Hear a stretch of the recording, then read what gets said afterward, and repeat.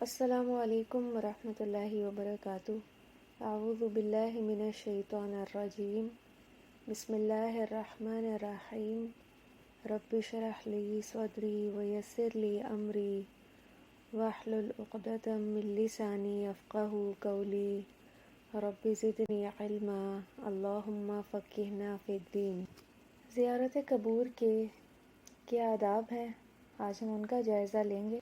قبرستان صرف 2 مقاصد کے لیے جانا چاہیے، اس میں سب سے پہلا اس کو نوٹ کر لیں، جب بھی قبرستان جائیں تو اپنا جائزہ لیں کہ میرا جانے کا کیا مقصد ہے۔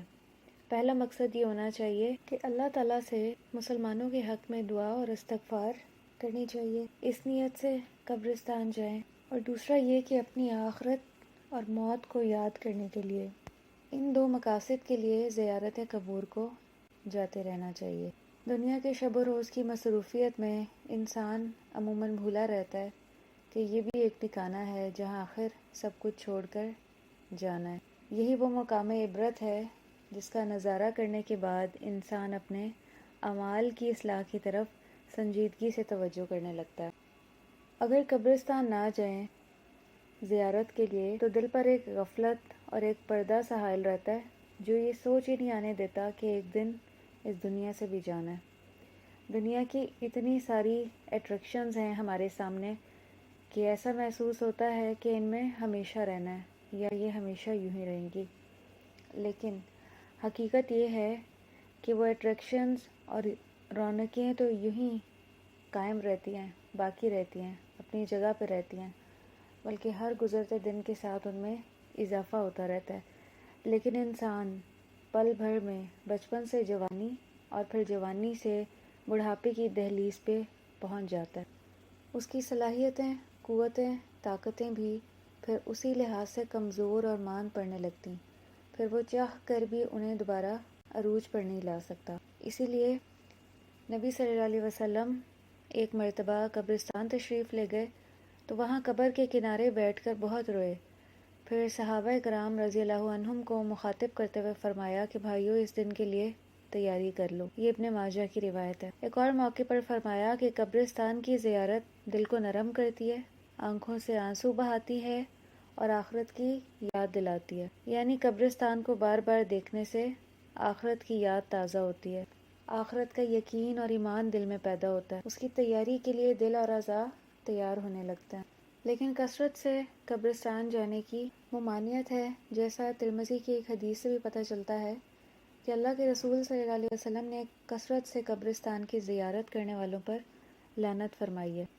اس سے پھر کیا ہوتا ہے کہ اس کی ویلیو اور وہ اثر نہیں رہتا جو کبھی کبھار جانے سے دل پہ طاری ہوتا ہے، جو کیفیت طاری ہوتی ہے۔ کثرت سے قبرستان جانا اور اسے تفریح اور وقت ضائع کرنے کی جگہ بنا لینا، اور جیسے ہمارے ہاں رائج ہے پیری فقیری کا اڈا بنا لینا، یہ طرز عمل اسلام میں ممنوع ہے۔ اور اس سے بھی پھر دنیا ہی کا فائدہ اٹھانا تو یہ ممنوع ہے۔ اوپر بیان کیے گئے 2 مقاصد جن کے لیے قبرستان جانا چاہیے، اس کے علاوہ اگر کسی بھی اور مقصد کے لیے جائیں گے تو اس سے پھر دل کی حالت اور کیفیت نہیں بدلے گی۔ موت کی یاد تازہ کرنے کی نیت سے قبرستان جانا چاہیے۔ آج ہم نے بہت سی ایسی رسومات کو دین کا حصہ بنا لیا ہے اور اس پر عمل کرنے کے لیے بھی بضد رہتے ہیں۔ نبی صلی اللہ علیہ وسلم نے ایک موقع پہ ارشاد فرمایا کہ میری قبر کو میلہ نہ بنا لینا اور اپنے گھروں کو قبریں نہ بنا لینا، تم جہاں سے بھی مجھ پر درود بھیجو تمہارے درود مجھے پہنچائے جاتے ہیں۔ یعنی اس کے لیے ضروری نہیں ہے کہ قبر کے قریب جا کے ہی درود پڑھا جائے، بلکہ نبی صلی اللہ علیہ وسلم پر جہاں سے بھی درود پڑھا جائے تو آپ کا درود پہنچایا جاتا ہے آپ تک۔ اور دوسرا حکم آپ نے کیا دیا کہ گھروں کو قبریں نہ بنا لینا، تو اس سے کیا پتہ چلتا ہے کہ قبرستان میں عبادت کرنا اور سجدے کرنا ممنوع ہے۔ اسی لیے آپ نے کہا کہ اپنے گھروں کو قبرستان نہ بنا لینا۔ تو قبرستان میں عبادت کرنا، تلاوت قرآن کرنا منع کیا گیا ہے، اور اس کے برعکس گھروں میں یہ کام سر انجام دینے کی تلقین کی گئی ہے۔ قبرستان میں عبادت اور سجدہ کرنے سے کیوں منع کیا گیا ہے؟ کیونکہ اس سے پھر شرک کا دروازہ کھلتا ہے۔ اللہ کو بھول کر پھر لوگ اس قبر والے کو ہی پکارنے لگتے ہیں، اسی کے لیے نذر و نیاز کرنے لگتے ہیں، اسی کے سامنے اپنی حاجتیں رکھنا شروع کر دیتے ہیں، تو یہ پھر یہیں سے شرک کا دروازہ کھلتا ہے۔ اسی لیے منع کر دیا گیا کہ قبرستان میں عبادت نہیں کرنی، سجدہ نہیں کرنا۔ ایک موقع پہ نبی صلی اللہ علیہ وسلم نے فرمایا کہ اللہ تعالیٰ یہود و نصارہ پر لعنت کرے، انہوں نے اپنے انبیاء اور صالحین یعنی نیک بزرگوں کی قبروں کو مسجدیں یعنی عبادت گاہیں بنا لیا ہے۔ تو دیکھیے یہ ایک ایسا کام ہے کہ جس کے کرنے والے پر لعنت بھیجی گئی ہے، کہ انبیاء اور نیک لوگوں کی قبروں کو مسجدیں یعنی عبادت گاہیں بنا لینا۔ اسی طرح ایک اور موقع پر نبی صلی اللہ علیہ وسلم نے فرمایا کہ اے پروردگار، میری قبر کو بت نہ بنا دینا، اللہ تعالیٰ ایسے لوگوں پر لعنت کرے جو انبیاء کی قبروں کو سجدہ گاہ بنا لیتے ہیں۔ پھر ابو داؤد کی ایک حدیث ہے کہ ساری زمین مسجد یعنی جائے عبادت ہے سوائے قبرستان اور حمام کے، کہ ان دو جگہوں پہ عبادت نہیں کی جا سکتی۔ قبرستانوں میں نماز اور قرآن کے حوالے سے کچھ اور بھی احادیث ہیں۔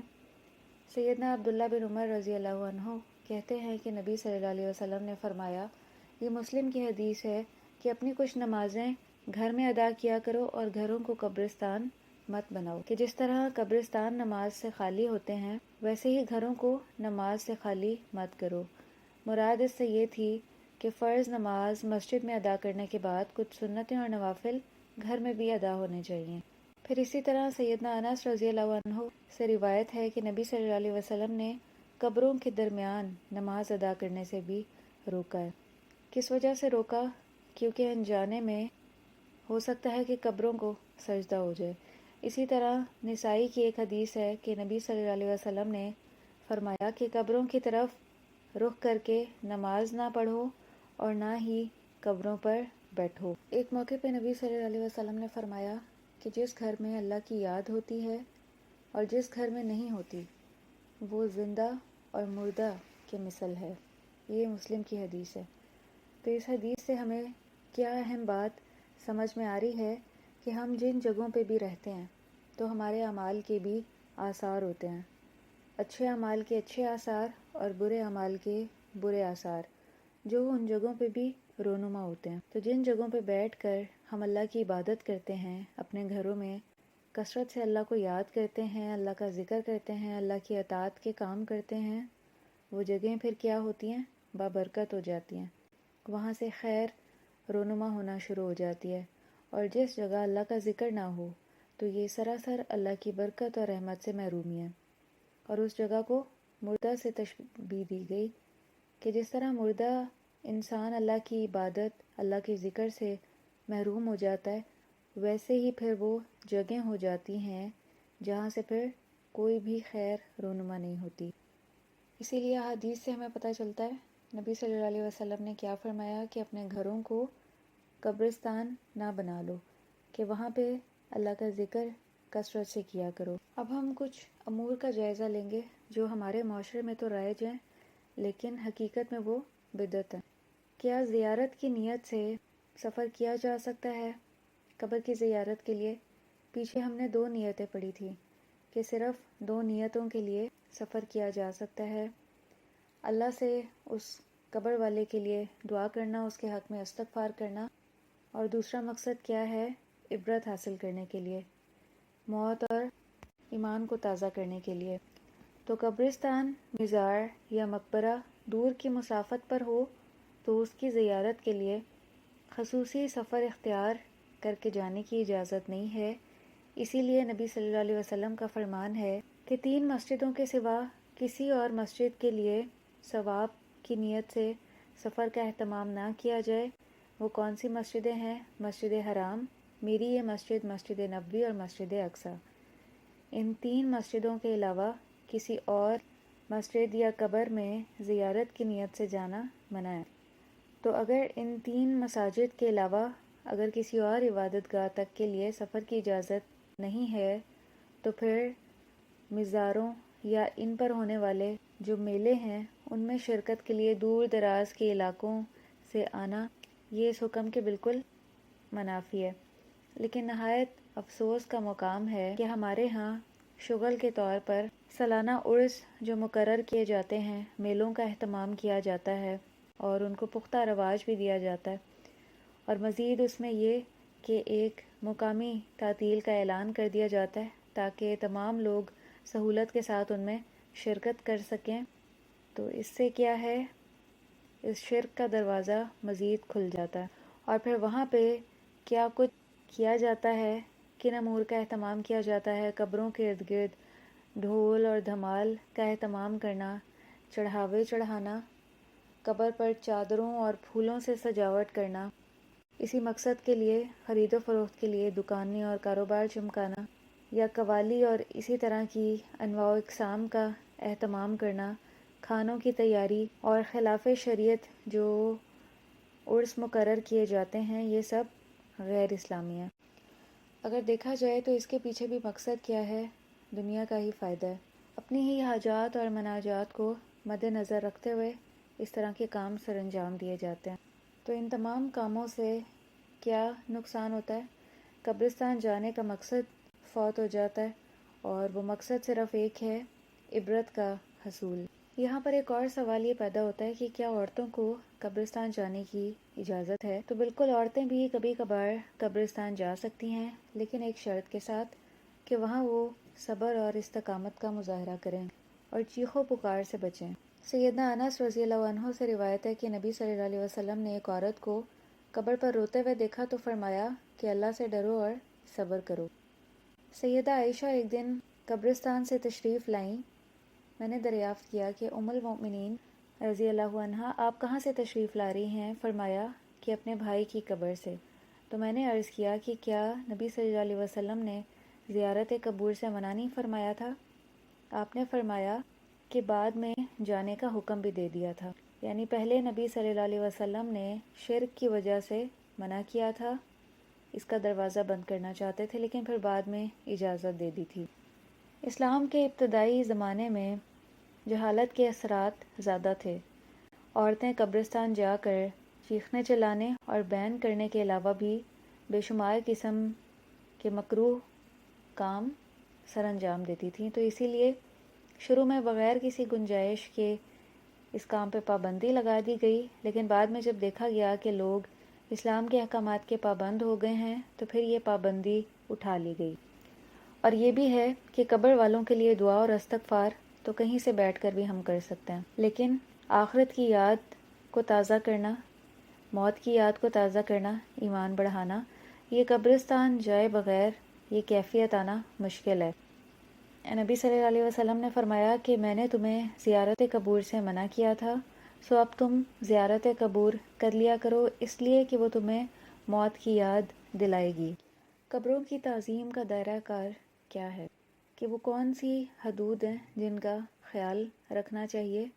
اس میں سب سے پہلے تو یہ ہے کہ قبر والے سے نہیں، صرف اللہ سے مانگنا چاہیے کہ دعا کرتے وقت روح قبر کی جانب نہ ہو یا قبلے کی طرف نہ ہو، کیونکہ وہاں کھڑے ہو کر بھی قبر کے پاس مانگا تو اللہ سے جا رہا ہے نا، تو پھر قبر کی طرف رخ کیوں کیا جائے؟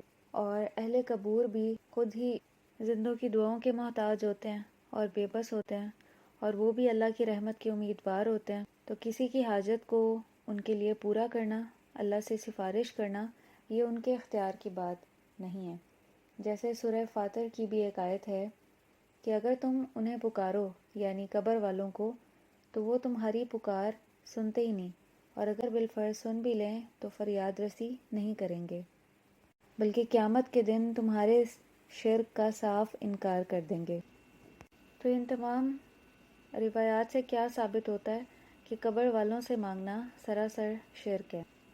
اسی طرح سیدنا عبداللہ بن عباس رضی اللہ عنہ کی روایت ملتی ہے کہ ایک شخص نے نبی صلی اللہ علیہ وسلم کی خدمت اقدس میں حاضر ہو کر عرض کیا کہ جو اللہ چاہے اور جو آپ چاہیں، تو آپ نے فرمایا کہ تم نے مجھے اللہ کا شریک بنا رکھا ہے، یہ کہا کرو کہ جو صرف اللہ وحدہ چاہے۔ یہ طبرانی کی حدیث تھی۔ بزرگوں کے نام کی قسمیں کھانا، کسی نبی یا بزرگ کی قبر پر دعا کرتے ہوئے ان کے نام یا اس جگہ کی قسم نہ کھائی جائے۔ سیدنا عمر بن خطاب رضی اللہ عنہ سے روایت ہے کہ نبی صلی اللہ علیہ وسلم نے فرمایا، جس نے اللہ کے سوا کسی دوسرے کی قسم کھائی اس نے کفر کیا یا شرک کیا۔ اسی طرح قبروں پر قربانی کرنا، ذبح کرنا اور وہاں تقسیم کرنا درست نہیں ہے۔ ایک حدیث سے بھی یہ پتہ چلتا ہے کہ اسلام میں قبر پر جانور ذبح کرنا منع ہے۔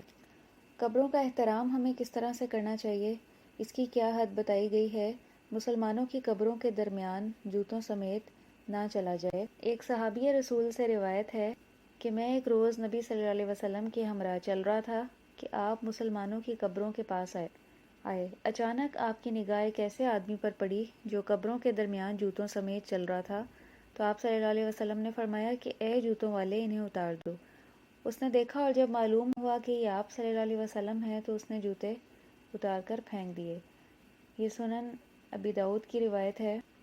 اور آپ نے فرمایا، اگر میں انگارے یا تلوار پر چلوں یا اپنا جوتا پاؤں سے ٹانکوں، یعنی بہت تکلیف اور مشقت میں پڑوں، تو یہ کام مجھے زیادہ پسند ہے نسبتاً اس کے کہ ایک مسلمان کی قبر پر چلوں اور قبروں کے بیچ میں یا بازار میں حاجت کروں، یعنی پیشاب یا پخانہ۔ اس حدیث سے کیا پتہ چل رہا ہے کہ اس کام کی بہت زیادہ کراہت ہے احادیث میں۔ پھر اسی طرح قبروں پر بیٹھا نہ جائے۔ سیدنا ابو ہریرہ رضی اللہ عنہ بیان کرتے ہیں کہ نبی صلی اللہ علیہ وسلم نے فرمایا، تم میں سے کوئی آدمی انگارے پر بیٹھے اور وہ انگارہ اس کے کپڑے جلا دے اور اس کا اثر اس کی جلد تک پہنچ جائے، اس کے لیے یہ بہتر ہے اس سے کہ وہ کسی قبر پر بیٹھے۔ تو قبر پر بیٹھنے اور قبروں کے درمیان جوتوں سمیت چلنے کی بہت زیادہ ممانعت ہے۔ قبرستان میں کھانا، زیارت قبور کے وقت کھانا پینا بھی قبروں کے احترام کے خلاف ہے۔ تو یہ تیسرا ادب یہاں پہ بتایا جا رہا ہے کہ زیارت قبور کے وقت کھانا پینا بھی نہیں چاہیے۔ اور چوتھا ادب کیا ہے؟ سنجیدہ رہنا چاہیے۔ سخت دل لوگوں کی طرح زیارت قبور کے وقت ہنسی مذاق یا دنیاوی باتیں کرنا، یہ بھی قبرستان کی تعظیم کے خلاف ہے۔ ایسے موقع پر خاموشی کے ساتھ مسنون طریقے سے صرف سلام اور دعائے مغفرت کی دعا کی جائے اور اس جگہ پر آ کر رہنے والے کو یاد کیا جائے، یہ ہے مسنون طریقہ۔ زیارت قبور کے وقت کون سی دعائیں پڑھنا مسنون ہے؟ اس میں سے پہلی دعا ہے، السلام علیکم اہل الدیار من المؤمنین والمسلمین وإنا ان شاء اللہ بکم للاحقون انتم لنا فرط ونحن لکم تبع نسأل اللہ لنا ولکم العافیہ۔ اس گھر کے مومنوں اور مسلمانوں، تم پر سلام ہو، بے شک ہم بھی تم سے ملنے والے ہیں، تم پہلے جا چکے، ہم تمہارے بعد آئیں گے، ہم اللہ سے اپنے اور تمہارے لیے عافیت طلب کرتے ہیں۔ پھر اسی طرح ایک اور دعا ہے، السلام علی اہل الدیار من المؤمنین والمسلمین ویرحمہ اللہ المستقدمین منا والمستأخرین وإنا ان شاء اللہ بکم للاحقون۔ مومن اور مسلمان گھر والوں پر سلامتی ہو، اللہ تعالی ہم سے پہلے پہنچنے والوں اور بعد میں آنے والوں پر رحمت فرمائے اور ہم بھی انشاءاللہ تم سے آ ملنے والے ہیں۔ کافروں، مشرکوں، منافقوں اور فاسقوں کی نماز جنازہ یا ان کی قبر پر سلام اور دعائے استغفار پڑھنے کی ممانعت ہے۔ جیسے سورہ توبہ کی آیت 84 میں بھی ہمیں اس سے پتہ چلتا ہے کہ اللہ تعالیٰ نے نبی صلی اللہ علیہ وسلم کو مشرکین کا نماز جنازہ پڑھانے کی ممانعت کر دی تھی۔ سیدنا علی رضی اللہ عنہ فرماتے ہیں، میں نے ایک آدمی کو اپنے مشرک والدین کے حق میں استغفار کرتے ہوئے سنا، تو میں نے کہا کہ تم اپنے مشرک والدین کے حق میں استغفار کر رہے ہو؟ اس نے جواب میں کہا کہ سیدنا ابراہیم علیہ السلام نے اپنے مشرک والدین کے حق میں دعا نہیں کی تھی۔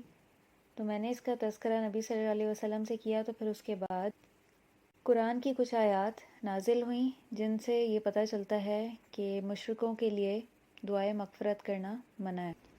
جو لوگ اسلام لانے سے قبل فوت ہو گئے، ان کی قبروں پر جانے کا کیا حکم ہے؟ اس سلسلے میں سیدنا ابو ہریرہ رضی اللہ عنہ سے ایک حدیث ملتی ہے کہ نبی صلی اللہ علیہ وسلم اپنی والدہ کی قبر پر تشریف لے گئے، خود بھی روئے اور گرد و پیش کو بھی رلایا، پھر فرمایا کہ میں نے اپنے رب سے اپنی والدہ کے حق میں استغفار کی اجازت چاہی لیکن نہ ملی، پھر زیارت قبر کی اجازت چاہی تو اجازت مل گئی، چنانچہ قبروں کی زیارت کرتے رہا کرو، یہ موت کی یاد دلاتی ہیں۔ یہ مسلم کی حدیث ہے۔ کافروں کے حق میں دعائے استغفار تو نہیں کی جا سکتی، لیکن قبروں کی زیارت کی جا سکتی ہے اگر ان میں سے ہمارا کوئی قریبی رشتہ دار ہے، والدین ہیں، اولاد ہے یا کوئی بھی ایسا رشتہ ہے تو زیارت قبور کی اجازت ہے ان کے لیے۔ پھر اسی طرح ظالموں کی قبروں اور عذاب والے مقامات سے تیزی سے گزر جانا چاہیے، یہ طریقہ مسنون ہے، یعنی مقام عبرت سے۔ اس کے ساتھ ہی اللہ کے ان نافرمانوں کی تباہی و بربادی پر عبرت کی نگاہ ڈالتے ہوئے رنجیدہ ہونے اور خود پر رقت طاری کرنے کی کوشش کرنی چاہیے، جیسا کہ نبی صلی اللہ علیہ وسلم نے صحابہ کرام رضی اللہ عنہم سے فرمایا جبکہ وہ قوم سمود کے تباہ شدہ مقامات کے پاس سے گزر رہے تھے کہ ان عذاب میں گرفتار لوگوں کے پاس روتے ہوئے گزرو، اور اگر تم روتے نہیں ہو تو ان سے مت گزرو، کہیں تم پر بھی عذاب نہ آ جائے جس طرح ان پر عذاب آیا تھا۔ پھر نبی صلی اللہ علیہ وسلم نے اپنا سر مبارک ڈھانپ لیا اور سواری کو تیز چلایا یہاں تک کہ آپ عذاب والی وادی سے گزر گئے۔ نبی صلی اللہ علیہ وسلم کی قبر شریف کی زیارت یہ مدینہ منورہ جانے والوں کی بہت بڑی سعادت ہے کہ وہ مسجد نبوی میں نماز ادا کریں، تو اس لیے مسجد نبوی میں نہایت ادب اور احترام کے ساتھ داخل ہونا چاہیے، اور اس مسجد میں داخل ہو کر 2 رکعت نفل تحیۃ المسجد بھی ادا کرنے چاہیے، اور یہ مسجد میں کہیں پر بھی کر سکتے ہیں۔ ریاض الجنہ میں ادا کی جائے یہ نماز تو زیادہ بہتر ہے، لیکن اگر ہجوم کی وجہ سے جگہ نہ ملے تو کہیں پر بھی ادا کی جا سکتی ہے، کیونکہ نبی صلی اللہ علیہ وسلم نے فرمایا کہ میری اس مسجد میں نماز کا ثواب باقی تمام مساجد کے مقابلے میں 1000 گنا زیادہ ہے سوائے مسجد حرام کے۔ نبی صلی اللہ علیہ وسلم کی قبر پر حاضری۔ مسجد نبوی کی زیارت کے بعد نبی صلی اللہ علیہ وسلم کی قبر شریف کی زیارت کرنا مستحب ہے، لیکن واجب یا سنت کے درجے پر نہیں ہے، تو اس لیے خاموشی کے ساتھ چلتے ہوئے قبر شریف کے سامنے کھڑے ہو کر کیا کہنا چاہیے؟ السلام علیکہ یا رسول اللہ، اور نبی کریم صلی اللہ علیہ وسلم کو سلام کرنے کے بعد ان کے ساتھیوں کو بھی سلام کہنا چاہیے، کیونکہ آپ کے 2 اصحاب حضرت ابو بکر صدیق اور حضرت عمر فاروق رضی اللہ عنہ بھی وہیں مدفون ہیں۔ نبی صلی اللہ علیہ وسلم کی قبر مبارک پر سلام کہنے کے بعد درود شریف بھیجنا بھی مستحب اور پسندیدہ ہے، اور کون سا درود شریف؟ درود ابراہیمی۔ لیکن اس میں بھی پھر کیا ہے کہ قبر کی طرف رخ نہیں کیا جائے گا، کیونکہ درود ابراہیمی بھی کیا ہے؟ دعا ہے، اور دعا تو اللہ تعالیٰ سے کر رہے ہیں، اسی لیے یہ دعا کرتے وقت بے رخ قبر کی بجائے قبلہ رخ ہو، یہ مسنون طریقہ ہے۔ اللہ تعالیٰ ہمیں بھی ان احکامات پر عمل کرنے کی توفیق عطا فرمائے۔ وآخر دعوانا ان الحمد للہ رب العالمین، سبحانک اللہم و بحمدک، نشہد ان لا الہ الا انت، نستغفرک و نتوب الیک۔ والسلام علیکم ورحمۃ اللہ وبرکاتہ۔